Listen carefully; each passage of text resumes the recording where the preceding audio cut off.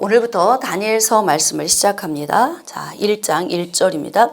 유다 왕 여호야김이 다스린 지 3년이 되는 해에, 이때가 언제냐면 BC 605년경. 그리고 여호야김 왕은 남유다의 18번째 왕입니다.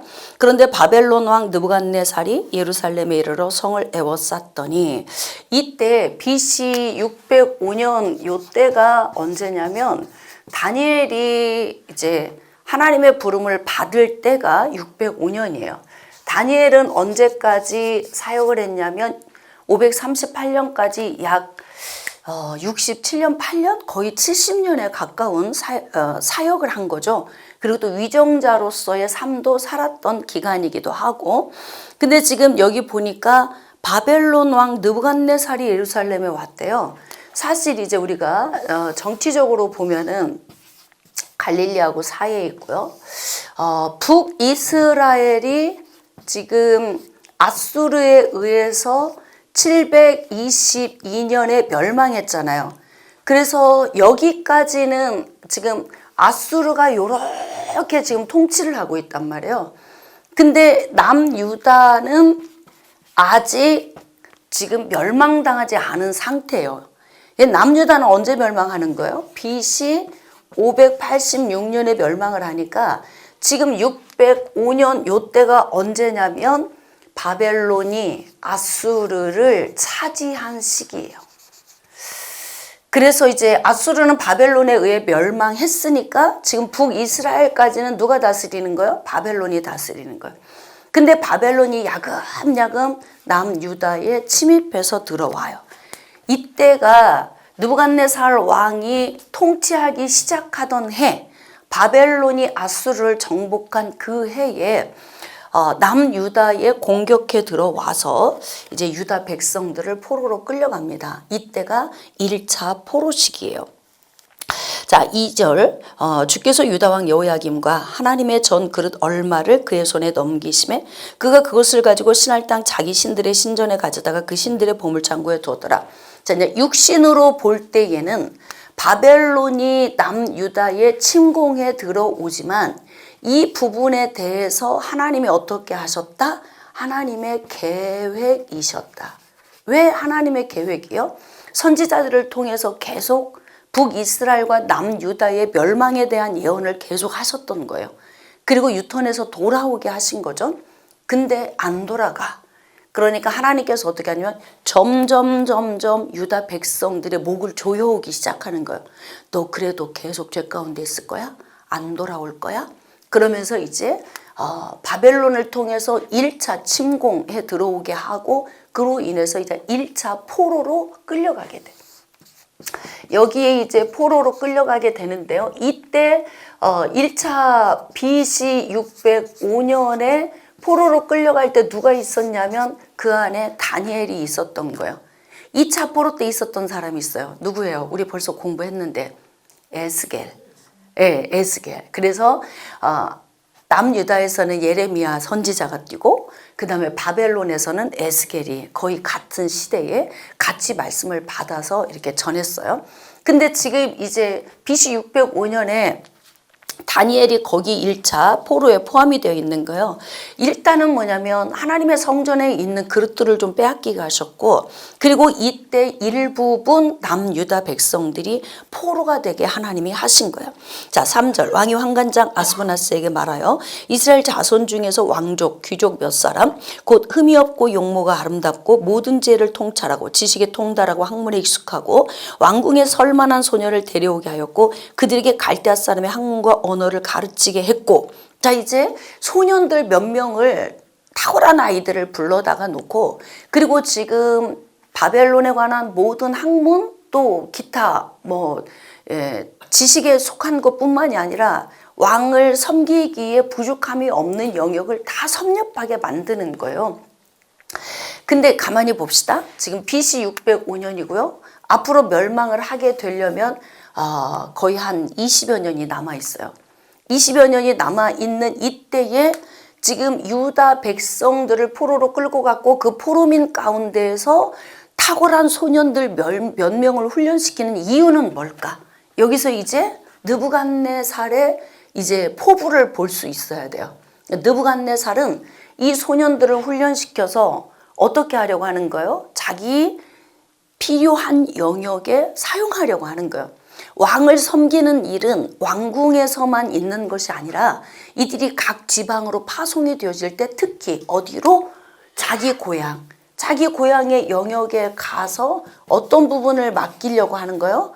총독, 철저하게 왕에게 순종하는 자로 훈련시켜서 바벨론의 모든 문화와 학문을 다 배우게 한 다음 총독으로 보내면 이제 그 황제의 명을 받아서 움직이는 자가 되는 거죠. 그러니까 여기서 우리는 뭘 볼 수 있냐면 바벨론 왕 느부갓네살이 얼마만큼 지금 마음의 포부를 가지고 있나 이걸 볼 수가 있어요. 그러니까 북이스라엘이 이미 자기의 손아귀에 아수르에 의해서 들어왔고 아수르를 먹으니까 자기의 손아귀에 들어온 거잖아. 그러니까 욕심이 나죠. 뭐 북이스라엘 먹었는데 남유다는 일도 아니지 않겠습니까? 그래서 남유다에 대한 큰 계획을 갖고 있는 거예요. 느부갓네살 왕은. 그래서 이제 소년 몇 사람 출중한 사람을 이제 뽑아서 훈련을 시키려고 오게 한 거예요. 자, 5절. 또 왕이 지정하여 그들에게 왕의 음식과 그가 마시는 포도주에서 날마다 쓸 것을 주어 3년을 기르게 하였으니 그 후에 그들은 왕 앞에 서게 될 것이더라. 자, 그들 가운데 유다 자손 곧 다니엘과 하나냐와 미사엘과 아사랴가 있었더니 이제 4명의 소년들이 왕궁으로 들어갔어요. 그리고 왕궁으로 들어가서 왕의 상에 있는 음식을 같이 먹는 거야. 그 이야기는 뭐냐면 왕의 음식을 만드는 곳에서 만든 음식이 이 소년들에게도 같이 주어졌다는 이야기예요. 다시 말하면 굉장히 특별 우대를 받으면서 철저하게 머릿속에 사상부터 모든 것을 바벨론화 시켜서 이 사람을 황제를 위해서 순종하는 자가 되게 하려고 지금 이제 훈련을 시키는 거죠. 자, 8절. 다니엘은 뜻을 정하여 왕의 음식과 그가 마시는 포도주로 자기를 더럽히지 아니하리라 하고 여호와의 신앙이 철저하게 신앙으로 무장된 소년들이었어요. 그래서 이렇게 왕의 음식, 즉 다시 말하면 율법에서 부정하게 여기는 음식들에 대한 부분을 거절을 하게 되는 거예요. 이 여기에서 보면은 뜻을 정했다고 하는 이 뜻이 얼마만큼 중요하냐면 이 뜻은 자기의 뜻이 아니에요. 내가 뜻을 정했다는 건 가장 먼저는 하나님의 뜻이 무엇인지를 알고 그것이 나의 뜻이 되게 하는 거예요. 만약에 뜻을 정한 것이 단순히 다니엘 자기 스스로의 자기 계획과 자기 뜻이라면 의미가 없어요. 그거는 신앙과 연관 지을 수 없는 일이에요. 나는 그냥 먹기 싫어. 그냥 왕의 상에서 물러 나오는 것을 나는 그냥 거부할 거야. 그러면 그것은 그렇게 큰 의미를 둘 필요가 없어요. 그런데 지금 다니엘의 뜻을 정하고 왕의 상에서 온 음식을 거부했다라고 하는 이 뜻이 하나님의 뜻에 준한 계획이기 때문에 이게 크게 보는 거예요. 그래서 하나님의 뜻, 다시 말하면 하나님이 주신 말씀, 기준에 의하여서 자신의 뜻을 정하는 거지. 이게 중요한 거예요. 우리가 인생을 살아갈 때 우리 삶의 어떤 뜻, 계획, 또 내가 비전을 가지고 나아갈 때에도 그냥 내가 좋은 것, 나만을 위한 것, 이런 계획은 큰 의미가 별로 없죠. 그래서 항상 내 뜻, 나의 계획, 내가 가지고 가는 어떤 비전이 하나님의 그 뜻 안에서 이루어져야 비로소 그게 최고의 가치가 되는 거예요. 그래서 그리스도인들에게는 다니엘처럼 이렇게 뜻을 정하는 게 굉장히 중요합니다. 그래서 이제 자기 자신을 신앙으로 더럽히지 않겠다. 뭐 왕의 상에서 내려온 음식을 먹었다고 자기가 더러워진다 그런 의미가 아니라 영적으로 혼합되지 않겠다 그런 뜻이에요. 그러니까 하나님이 싫어하는 일을 나는 하지 않겠다. 그래서 영적으로 거룩한 삶을 살겠다. 이렇게 뜻을 정한 거예요. 왜? 하나님이 우리에게 그렇게 살라고 명령을 하셨기 때문에. 자, 9절. 하나님이 다니엘로 하여금 환관장에게 은혜와 긍휼을 얻게 하신지라. 자, 이거요. 내가 하나님의 뜻을 쫓아 나의 뜻이 되게 하고 그 뜻을 따라 살기를 원하면 그 다음에 오는 것이 있어요. 그게 뭔 줄 아십니까? 은혜예요. 하나님이 우리의 삶을 도우시기 시작하는 거예요. 여러분, 이스라엘 백성들이 애굽에서 나와서 광야를 지나 가나안으로 갈 때 하나님께서 그들을 구름기둥과 불기둥으로 인도하셨던 이유가 뭐야? 그게 하나님의 뜻이 있었기 때문에 그래요. 하나님의 뜻이 이스라엘의 뜻이 되고 그들이 하나님의 뜻 안에 있으니까 은혜를 주셔야 되는 거죠. 그래서 은혜를 주셔서 어떻게 해요? 목적은 하나님께서 창세기 3장 15절에 약속했던 그 여자의 후손에 대한 성취와 완성에 관한 이 부분을 이루기 위한 것이기 때문에 하나님의 백성들 가운데 하나님이 은혜를 주실 수밖에 없다. 우리가 지금 그 10월 27일 전국 연합 기도회를 준비하고 있잖아요. 이것이 우리 뜻이 아니잖아. 그렇죠? 왜 나가야 돼? 그냥 뭐 나만 잘 먹고 잘 살면 우리 가정만 동성애자 없으면 되고 우리 가정만 평안하게 가면 돼. 예를 들면 여기에서 우리가 그친다면 굳이 연합으로 모일 필요가 없는 거예요. 그러나 우리는 어디에 뜻을 두냐면 나라와 민족이 온전히 서야 하고 다음 세대가 복되게 살아야 하고 하나님의 말씀의 진리가 선포되는 나라가 되게 하기 위해서 우리는 하나님의 뜻 안에서 우리의 뜻을 정하고 그 뜻 안에 나가니까 하나님의 은혜 주시지 않겠습니까? 할렐루야. 하나님의 은혜 주실 줄 믿습니다. 그래서 우리가 살아갈 때 어떻게 우리의 시야를 넓게 해서 하나님의 뜻이 무엇인가를 우리가 먼저 아는 것이 굉장히 중요한 부분이에요. 그래서 이렇게 하나님께서 주변에 있는 사람들을 통해서 은혜와 긍휼을 얻게 하셨다 그래요. 자, 그래서 10절 어떻게 하냐? 자, 환관장이 다니엘에게 이르되 내가 내 주 왕을 두려워하노라. 그가 너희 먹을 것과 너희 마실 것을 지정하셨거늘 너희 얼굴이 좋체하여 같은 또래의 소년들만 못한 것을 보게 할 것이 무엇이냐? 우리는 항상 이렇게 뭐냐면 모든 계산이 다 인간적으로 되는 거잖아요.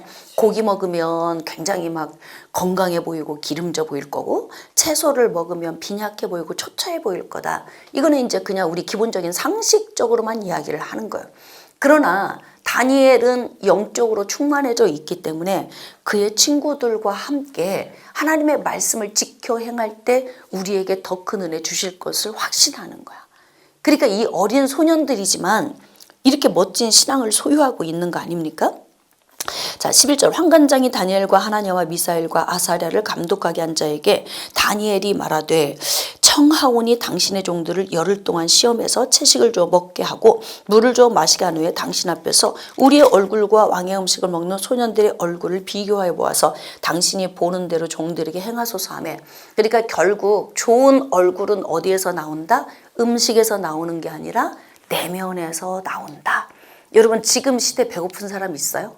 물론 뭐 이렇게 소외된 곳 어느 곳에선가 못 먹고 굶주리는 분도 있겠지만 대체적으로 그래도 먹고 사는 수준이 굉장히 대한민국은 지금 높아졌단 말이에요.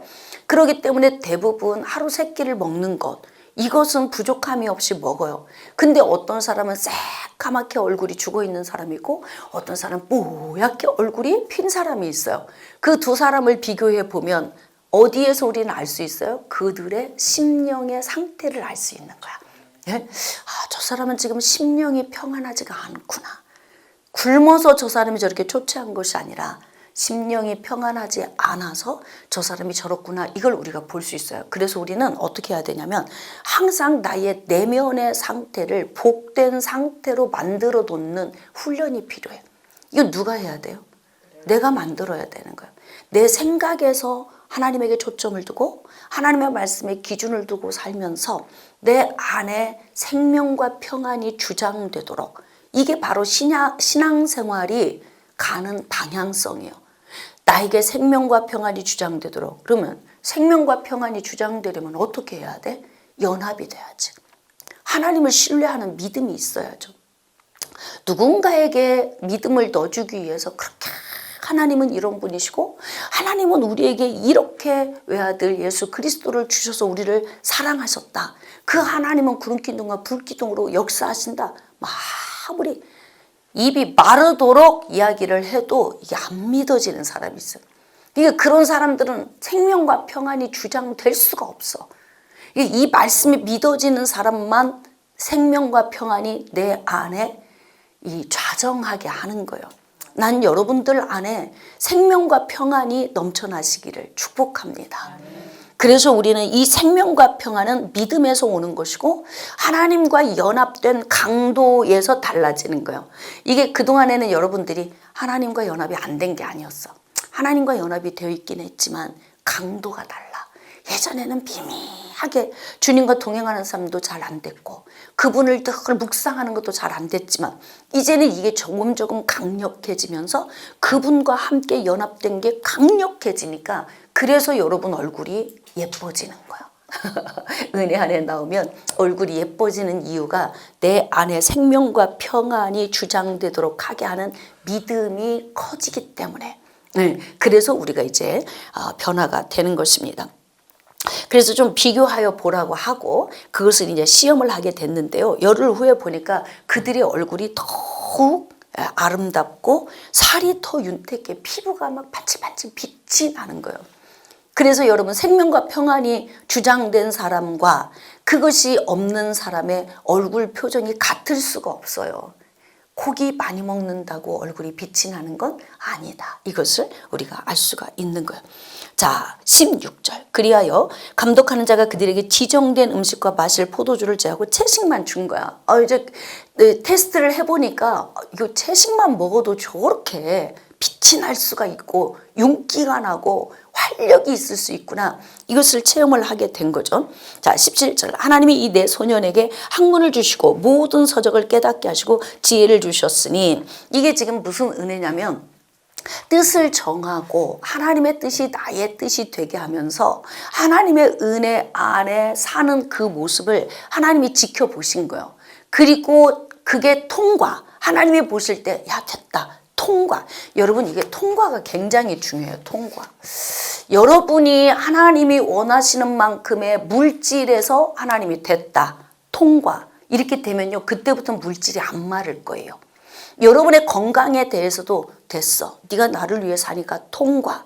그러면 그때부터는 하나님이 내 몸을 주장하기 시작하는 거야. 내가 주님 앞에 믿음으로 가잖아요. 근데 네 믿음 통과. 그러면 그때부터 세상에 어떠한 환란이 와도 내가 평안으로 살 수 있는 그 은혜를 하나님이 주시는 거야. 자, 그러므로 뭐냐면 이게 통과 중요한데 하나님이 다니엘과 그의 세 친구들을 바라보는데 하나님께서 보시면서 야 통과 이러신 거예요. 그러니까 그때 통과하실 때 부어주신 것이 뭐냐면 여기 보니까 17절에 네 소년, 4명의 그 소년들에게 학문을 주시고 또 서적을 깨닫게 하시고 이게 여러분 깨닫는 게 이게 놀라운 거 아니에요? 성경 말씀 읽는데 100번 읽었는데 안 깨달아지는 사람과 한 번 읽었는데 막 깨달아지는 사람 많이 읽었다가 중요한 게 아니고 많이 깨달아졌다. 이게 중요한 거 아닙니까? 그래서 이제 하나님이 지혜를 주셨어. 근데 이제 더 중요한 것은 다니엘은 모든 환상과 꿈을 깨달아 알게 되었다. 하나님께 기준을 두고 뜻을 정해서 하나님 은혜 안에 사니까 하나님이 통과시키셨고 그것으로 인하여서 하나님이 어떤 은혜를 주셨냐면 꿈과 환상을 통해서 일할 수 있는 준비를 하나님이 시키신 거예요. 그러면 여기서 우리가 볼 수 있는 것은 앞으로 하나님은 어떤 방식으로 일을 하시겠다?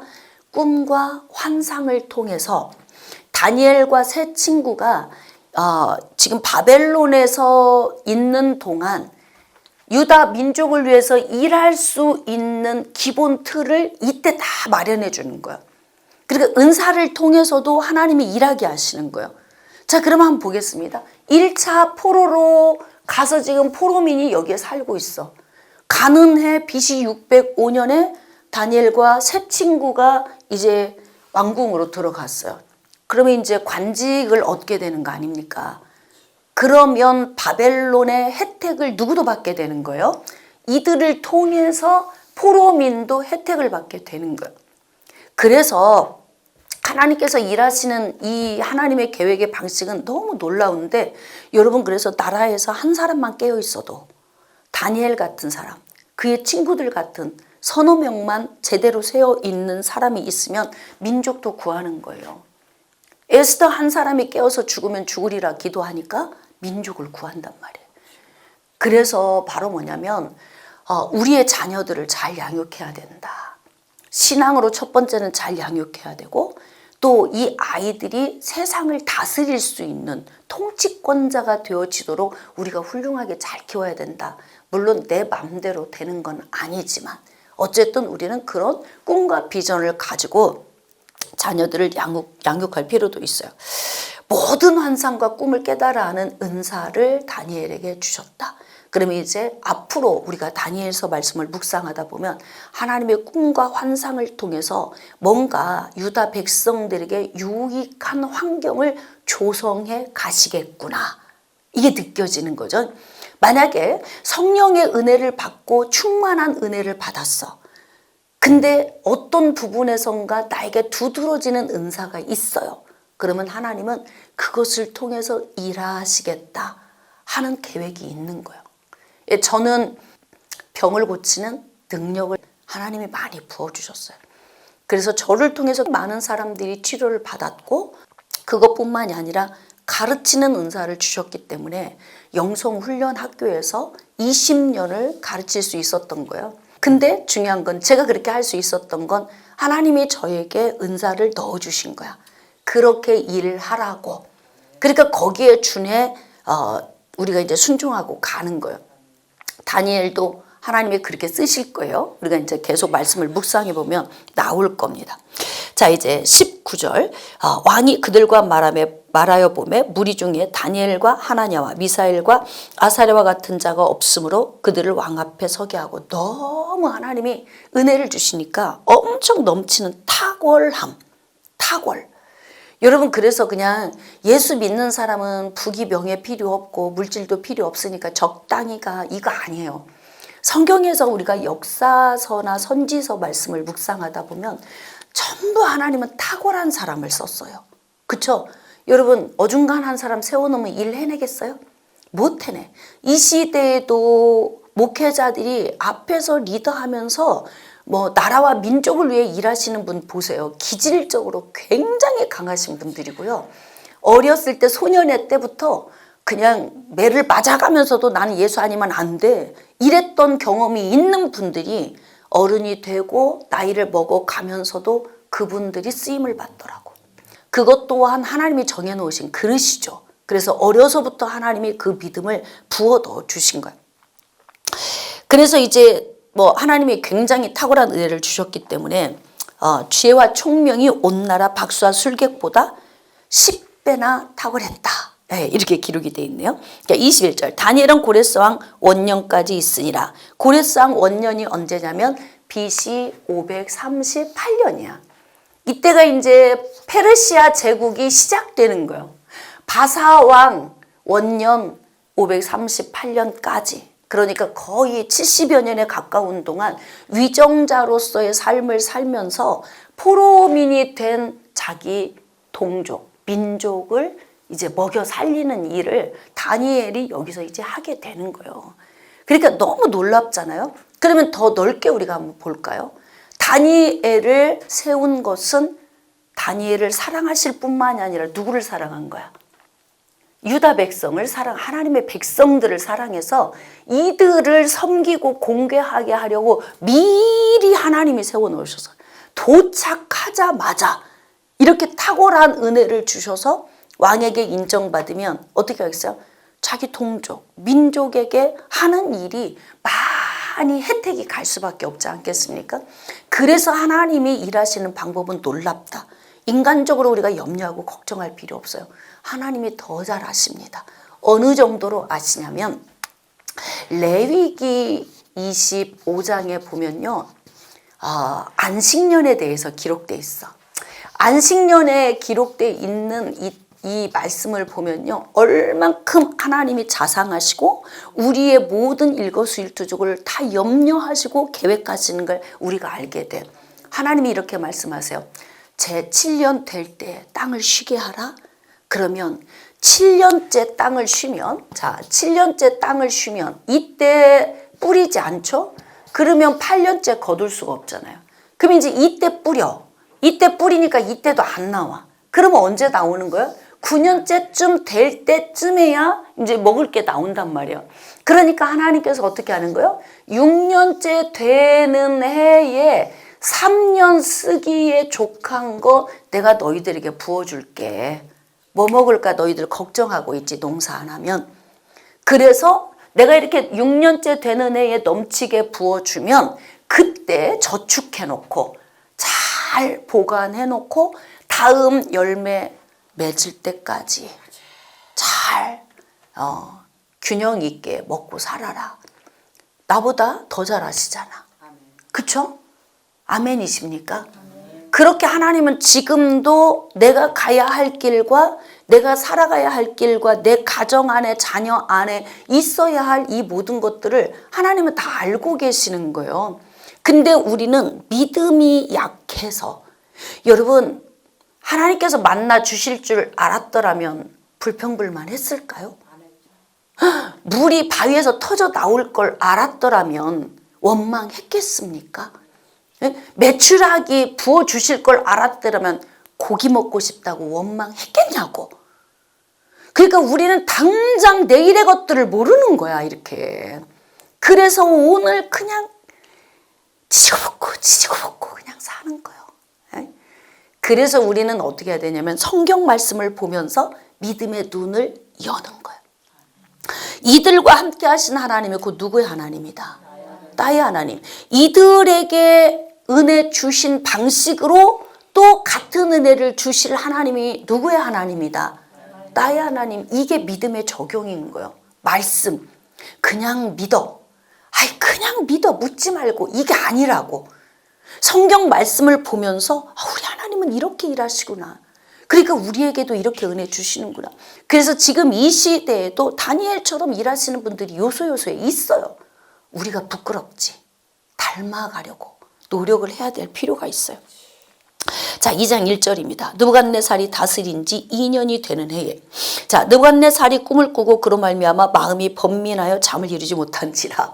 그렇죠? 하나님이 일하시는 방식이 벌써 꿈과 환상을 해석할 수 있는 능력을 주시고, 이때부터 하나님이 다니엘을 높이시고 그 다니엘을 통해서 포로민을 먹여 살리게 하기 위한 하나님의 프로젝트가 시작이 된 거야.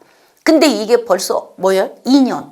그러니까 이들이 왕궁에 들어가서 2년이면 왕 앞에 서기 전에 3년이라고 하는 시간 동안 훈련을 하고 왕 앞에 서야 되니까 훈련 기간이야, 다니엘에게는. 그의 친구들도 마찬가지고. 근데 이때 하나님이 느부갓네살 왕에게 꿈을 넣어준 거야. 자, 그래서 막 번민해서 잠을 잘 수가 없어. 자, 2절. 왕이 그의 꿈을 자기에게 알려주도록 박수, 술객, 점쟁이 다 불렀어. 그래서 어떻게 해요? 내가 꾼 꿈이 어떤 꿈이냐? 이 꿈은 어떤 의미가 있느냐? 이것을 물어보려고 다 부르라 그랬어. 그럼 다 부르라, 그 안에 누구도 있는 거예요? 다니엘과 그의 세 친구들도 사실 다 포함이 되어 있는 거예요. 근데 중요한 건 뭐냐면 왕 앞에 왔던 박수, 술객, 점쟁이 이런 사람들이, 지혜자들이 다 왔는데 왕이 꾼 꿈을 맞추질 못해. 꿈을 알 수가 없으니 해석도 할 수가 없죠. 그러니까 왕이 어떻게 됐냐면 그 해석을 해내지 못하면 다 죽여라, 이렇게 된 거예요.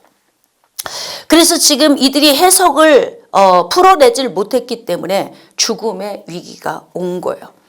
11절입니다. 왕께서 물으신 것은 어려운 일이라. 육체와 함께 살지 아니하는 신들 외에 왕 앞에 그것을 보일 자가 없나이다. 그럼 이 말의 의미 속에 뭐예요? 이 말의 의미 속에 우리는 못 맞춰요. 그러면 어떤 신이든 자기의 신에게 가르침을 받는 자가 있어야 이게 이루어지는 거지, 그렇지 않으면 안 됩니다. 그럼 누가 있어요? 여기에 꿈과 환상을 해석하는 은혜를 받은 다니엘 밖에는 없는 거예요. 그러니까 하나님께서 일하시는 게 정말 신묘막측하지 않아요?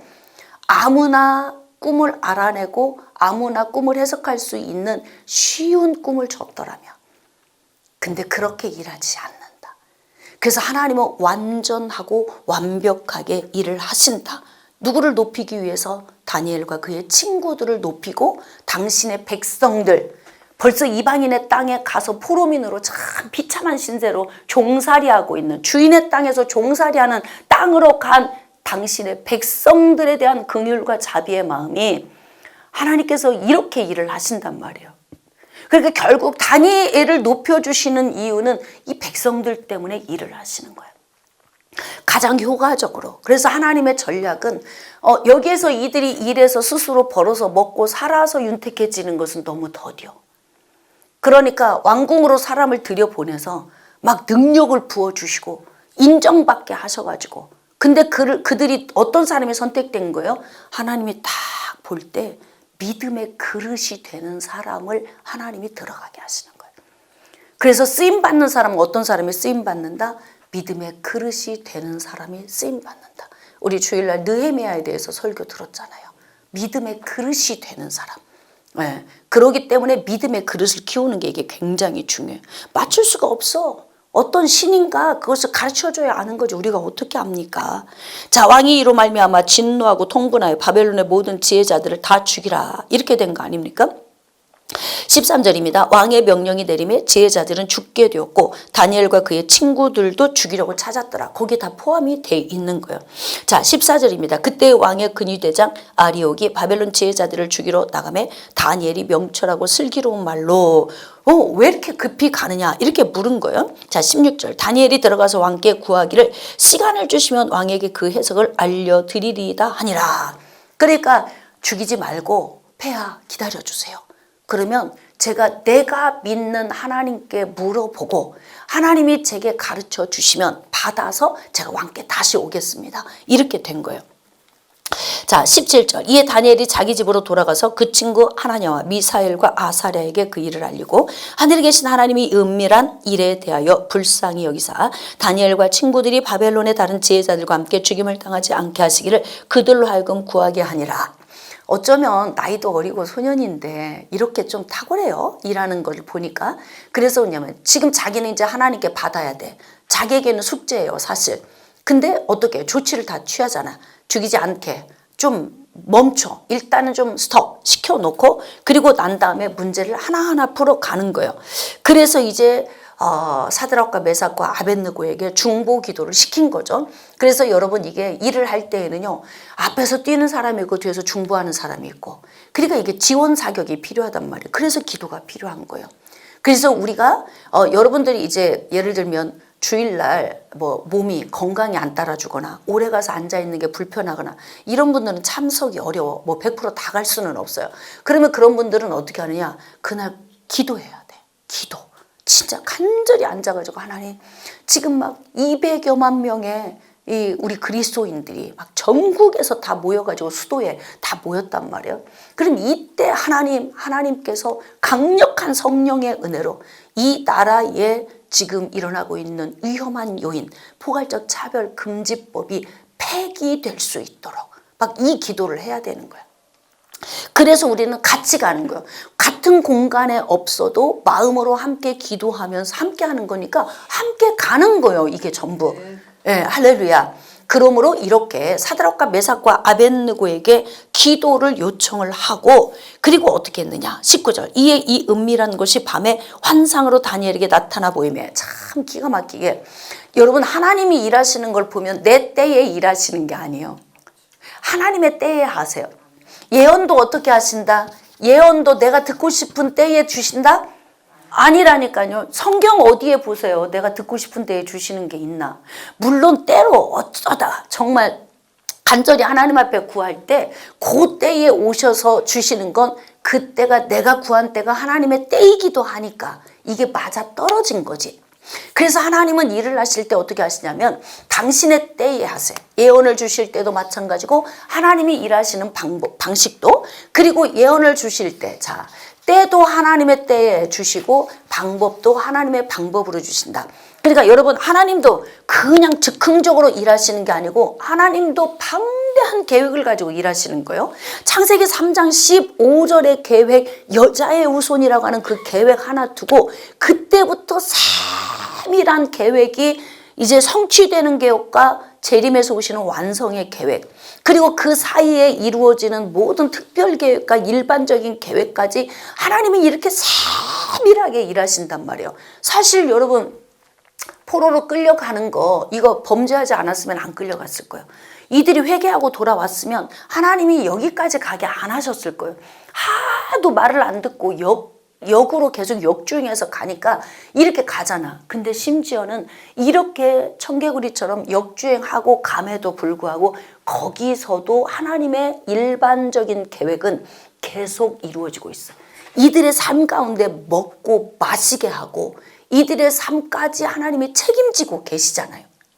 그러니까 하나님의 때에 하나님의 방법으로 이렇게 일하시잖아요. 기도 중보기도 시켜놨고 본인이 이제 밤에 잠을 자러 들어간 거지. 너희들은 기도해, 난 잘게. 왜냐면 하나님이 나한테 보여주셔야 내가 할 게 아니야. 그러니까 이제 다니엘은 이제 잠자리에 들어가서 하나님이 주시는 그 환상을 받게 되는 거야. 자, 이제 다니엘에게 나타나 보이면 다니엘이 하늘에 계신 하나님을 찬송하니라. 야, 아싸. 내 하나님은 여전히 나를 실망시키지 않으시는구나. 나에게 꿈과 환상을 깨달아 아는 은혜를 주신 것이 이때를 위함이 아니니까. 응? 하나님께서 에스더 너를 이렇게 왕후가 되게 하신 것은 이때를 위함이 아닌 거냐. 응? 그래서 결국은 어떻게 해요? 그냥 에스더가 나올 수 있도록 모르드게가 그냥 뒤에서 푸시하는 거예요. 하나님이 이때를 위해서 너에게 왕후의 자리를 주신 게 아니냐. 계속 푸시하니까 나중에는 괴로워서 왕궁에서 나는 안전하다. 이 마음으로 평안하게 있다가 아니구나. 나라와 민족이 무너지겠구나. 그러니까 어떻게? 내가 목숨 걸고 기도해야 되겠구나. 그렇게 해서 문제를 풀어가잖아요. 자, 그래서 하나님은 이렇게 세밀하게 일하신다. 자, 20절. 다니엘이 말하여 이르되 영원부터 영원까지 하나님의 이름을 찬송할 것은 지혜와 능력이 그에게 있다. 할렐루야. 예, 지혜와 능력이 하나님께 있어요. 지혜와 지식의 근본이신 하나님. 그 하나님과 연합이 되면 하나님께로부터 오는 지혜와 지식이 나에게 부어지는 거예요. 그래서 기도하면서 하나님이 주신 것들을 받아서 적용을 하고 살면 확실히 삶이 형통합니다. 예, 그러므로 우리가 이제 영적으로 좀 민감하게 하나님께 친밀함으로 나아가야 될 필요가 있습니다. 자, 23절. 나의 조상들의 하나님이여 주께서 이제 내게 지혜와 능력을 주시고 우리가 주께 구한 것을 내게 알게 하셨사오니 하나님이 알게 하셨다고 하잖아요. 내가 주께 감사하고 주를 찬양하나이다. 곧 주께서 왕의 그 일을 내게 보이셨나이다. 하나님이 보이셨어. 자, 그러면 이걸 볼까요?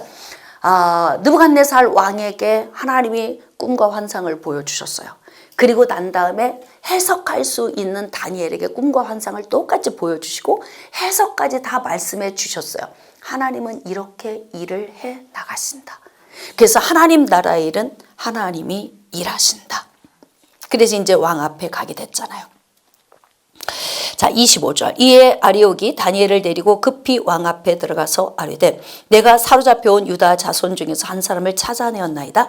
그가 그 해석을 왕께 알려드리리다 하니라. 자, 그래서 26절. 왕이 대답하여 벨드사살이라 이름한 다니엘에게 이르되 내가 꾼 꿈과 그 해석을 네가 능히 내게 알게 할 수 있겠느냐?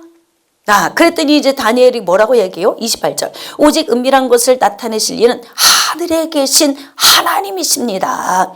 그가 느부갓네살 왕에게 후일에 될 일을 알게 하셨나이다. 왕의 꿈, 곧 왕이 침상에서 머릿속으로 받은 환상은 이렇습니다. 하나님이 보여준 그것을 그대로 다 이제 이야기를 하는 거예요. 자, 이제 중요한 건 29절에 왕이 꾼 꿈은 장래 일을 하나님이 보여주신 것이다. 29절에 기록되어 있죠.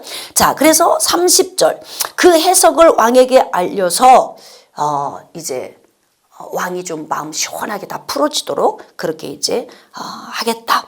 하나님께서 그 꿈을 나에게도 다시 보여주신 것은 왕이 답답해하는 이 마음을 풀어주게 하시려고 하나님께서 나에게 보여주셨다. 지금 이제 그렇게 이야기를 하고 있어요. 이제 31절. 왕이여 왕이 한 큰 신상을 보셨나이다. 그 신상이 왕의 앞에 섰는데 크고 광채가 매우 찬란하며 그 모양이 심히 두려우니 그 우상의 머리는 숭금이요 가슴과 두 팔은 은이요 배와 넓적다리는 노시요 그 종아리는 쇠요 그 발 얼마는 쇠요 얼마는 진흙이었나이다. 자, 그리고 34절 또 왕이 보신즉 손대지 아니한 돌이 나와서 신상의 쇠와 진흙에 발을 쳐서 부서뜨리매 그때의 쇠와 진흙과 녹과 은과 금이 다 부서져서 여름 타작마당에 겨같이 되어 바람에 불려간 곳이 없었고 우상을 친 돌은 태산을 이루어 온 세계에 가득하였나이다. 이렇게 5절의 짧은 절로 왕이 꾼 꿈을 그냥 있는 그 모습을 아주 간략하게 설명을 한 거예요. 그대로 본 것을. 자, 이제 그 꿈을 해석을 합니다. 36절 그 꿈이 이러한즉 내가 이제 그 해석을 왕 앞에 아뢰리이다. 자, 그러면서 38절의 후반절 보니까 왕은 곧 그 금머리이니이다. 자, 그래서 지금 이제 해석하는 이 내용을 보면 지금 현재 바벨론 왕 느부갓네살에서부터 예수님 재림에서 오시는 그때까지의 기간에 관한 환상을 보여주신 거예요. 그래서 지금 여기 환상에 보니까 자, 머리는 무엇으로 되어 있다는 거예요? 머리는 순금으로 되어 있다는 거예요. 자, 순금으로 되어 있는데 이 순금은 누구를 의미할까요? 자, 바벨론 왕을 의미하는 거예요. 지금 그래서 바벨론이 통치하고 있는 시대에 접어들었기 때문에 그것을 금으로 표현한 거예요. 자, 이제 바벨론 통치 기간은 BC 605년에서 BC 539년까지 약 66년. 진짜 짧았죠? 66년. 짧은 영화를 누리게 되는 거예요. 그 다음 두 번째, 가슴과 두 팔. 여기는 은을 나타내는데 이 은은 어느 나라를 의미하냐면 페르시아예요. 메대와 바사.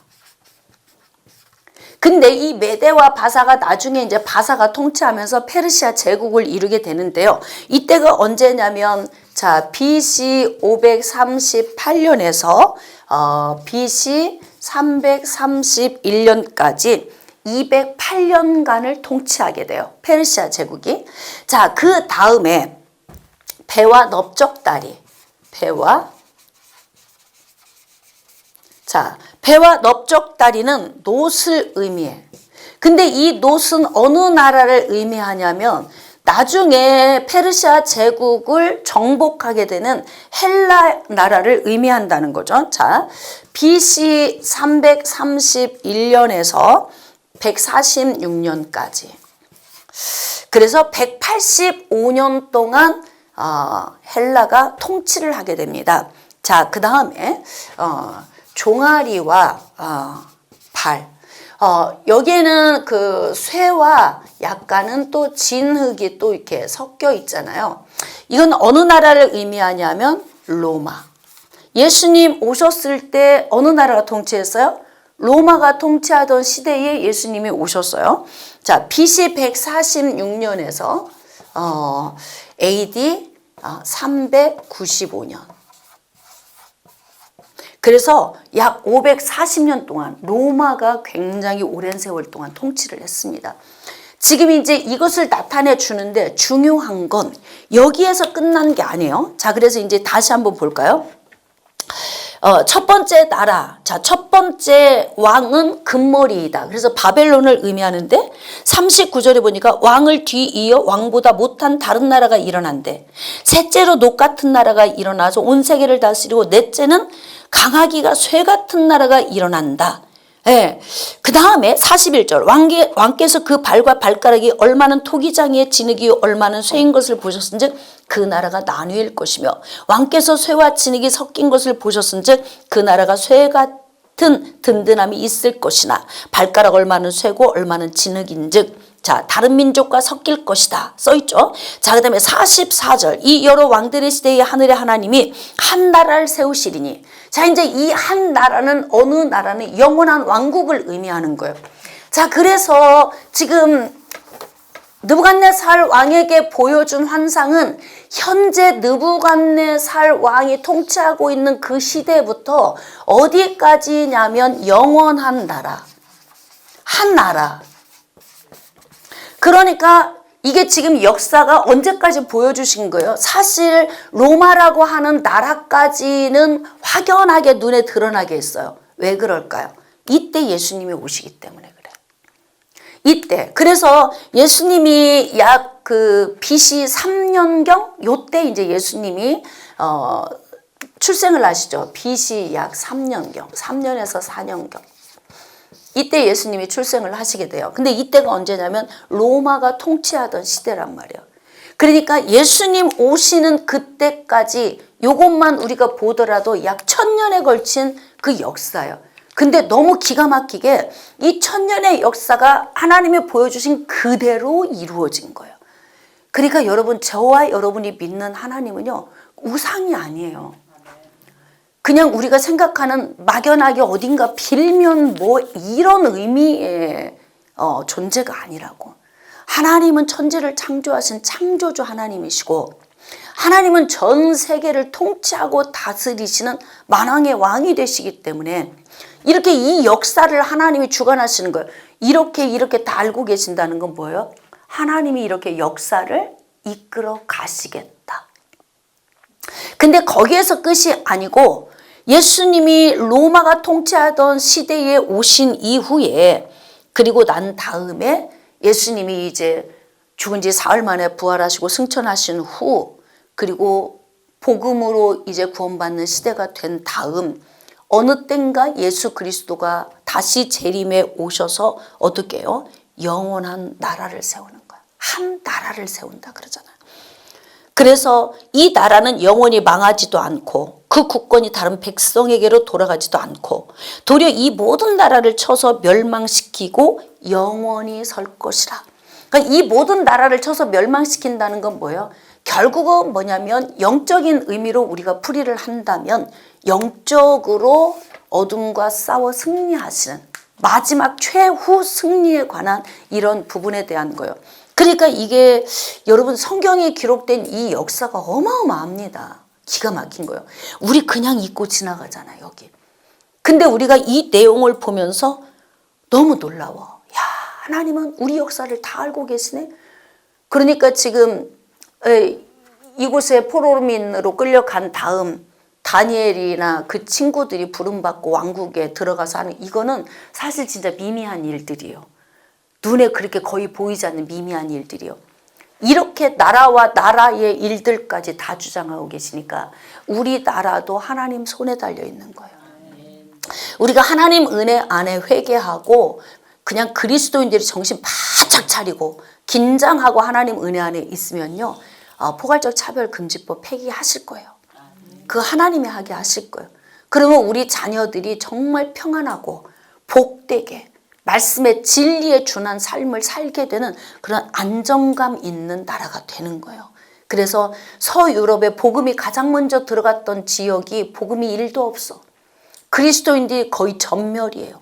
그리고 성경 말씀은 힘을 잃어버렸어요. 그러나 우리는 지켜야 돼요, 그것을. 하나님의 진리의 말씀이 힘을 얻고 그 말씀이 나라를 통치하고 다스리도록. 그래서 영원한 나라. 자, 45절. 손대지 아니한 돌이 산에서 나와서 쇠와 녹과 진흙과 은과 금을 부서뜨린 것을 왕께서 보신 것은 크신 하나님이 장래일을 왕께 알게 하신 것이라. 이 꿈은 참되고 이 해석은 확실합니다. 야, 이거 소스라치게 놀랄 일 아니겠습니까? 그러니까 아까 다른 박수가 이렇게 얘기했단 말이에요. 어떤 신인가 가르쳐주지 않으면 알 수 없는 일입니다, 이것은. 우리는 맞출 수 없습니다. 그리고 그냥 죽음의 길로 간 거 아니에요? 근데 그들을 누가 건진 거예요? 하나님이 다니엘에게 꿈을 주셔서 알게 하심으로 해서 다니엘도 그의 친구들도 나머지 다 지혜자들도 하나님께서 살게 하신 거예요. 46절. 이에 느부갓네살 왕이 엎드려 다니엘에게 절하고 명하여 예물과 향품을 그에게 주게 하니라. 생각해 보세요. 소년이에요. 이게 왕이 된 지 2년이에요. 그럼 다니엘은 소년의 때에 지금 왕궁으로 갔어요. 아직 어린 나이예요. 근데 대제국의 황제가 이 소년 앞에서 어떻게 했다? 무릎을 꿇고 절했다는 거, 엎드리고. 하나님이 높이면 낮출 자가 없고 하나님이 낮추면 높일 자가 없어요. 그러므로 어떻게 해야 되냐면 우리 스스로 교만할 필요가 없어요. 하나님이 높여주셔야 돼. 그래야만이 우리가 높아지는 거예요. 이렇게 하나님께서 다니엘을 높여주신 이유가 뭘까? 다니엘 한 사람 왕궁에서 잘 먹고 잘 살고 호의호식하며 살라고요? 아니, 천만의 말씀. 하나님은 다니엘 한 사람을 향한 계획이 그 사람 하나를 위한 초점이 아니에요. 바로 포로민이 된 이스라엘 백성들을 사랑하셔서 종살이하고 있는 그들을 먹이고 입히시려고. 그래서 이렇게 하나님이 참 세심하게 일하시는 모습을 보면서 우린 좀 감동해야 될 필요가 있어요. 자, 그래서 47절 왕이 대답하여 다니엘에게 이르되 너희 하나님은 참으로 모든 신들의 신이요 모든 왕의 주제시로다. 이제 그리스도인은 이렇게 살아야 되거든요. 우리가 가는 길목마다 당신이 믿는 하나님은 진짜 하나님이 맞는 것 같소? 에? 당신이 믿는 하나님은 도대체 어떤 분이시기에 당신의 인생에서 그렇게 기적을 나타내는 것이요? 뭐 이렇게 이야기를 들을 수 있도록 우리가 살아야 되는 거죠. 자, 48절 왕이 이에 다니엘을 높여 그 밑줄 좀 그읍시다. 귀한 선물을 많이 주며, 그러니까 하나님께서 결국 또 먹이시고 입히시고 살 수 있는 환경도 열어주시고 그를 세워 바벨론 온 지방을 다스리게 하며 또 바벨론 모든 지혜자들의 어른을 삼았대요. 바벨론은 몇 도로 나뉘어져 있냐면 127도로 나뉘어져 있어. 근데 127도를 전체 총괄하는 총리의 위치에 서게 된 거예요. 얼마나 기가 막혀? 언제? 소년의 때, 어린 나이에. 이때부터 하나님이 권위를 막 주셔가지고요. 그때부터 그의 지혜를 통해서 사람들이 그 앞에 다 무릎을 꿇게 만드는 거예요. 그래서 하나님 은혜에 붙들려 사는 것이 너무 중요하다. 자, 49절 왕이 또 다니엘의 요구대로 사드락과 메삭과 아벳느고를 세워 바벨론 지방의 일을 다스리게 하였고 다니엘은 왕궁에 있었더라. 믿음이 똑같이 좋은 그 친구들도 역시 하나님은 같이 다니엘에게 은혜 주신 것처럼 같이 그들을 높여주셔서, 자 보세요, 지방의 일을 다스리게 했대. 각 지방에 총독으로 파견을 가게 되는 거예요. 사드락과 메삭과 아벳느고가. 그러니까 아까 제가 설명한 것처럼 이제 이 땅을 야금야금 먹어야 되잖아. 20년 후면은 바벨론이 삼켜 이 땅을. 그러니까 이들이 나중에 이제 어떻게 해요? 각 지방에 총독으로 파송받아서 일을 하게 되는 거예요. 자, 그래서 하나님은 믿음의 사람을 이 지역 저 지역에 총독으로 심어 놓으시고 이들을 통해서도 얼마나 큰 영향력을 끼치게 하셨겠습니까? 그러므로 우리가 있는 처에 있는 그 처소 하나하나에 내 가정에서는 내가 총독이에요. 총독. 영적인 총독. 사드락과 메삭과 아벳느고처럼. 그러니까 우리는 영적 제사장이 되어서 가정 안에서 이렇게 이 소년들 같은 믿음을 우리가 가지고 그 믿음을 삶에서 적용하면서 하나님을 높이면서 살면 하나님께서 영광 받으시고 우리에게 이렇게 이들에게 부어주신 것 같은 동일한 은혜를 부어주십니다.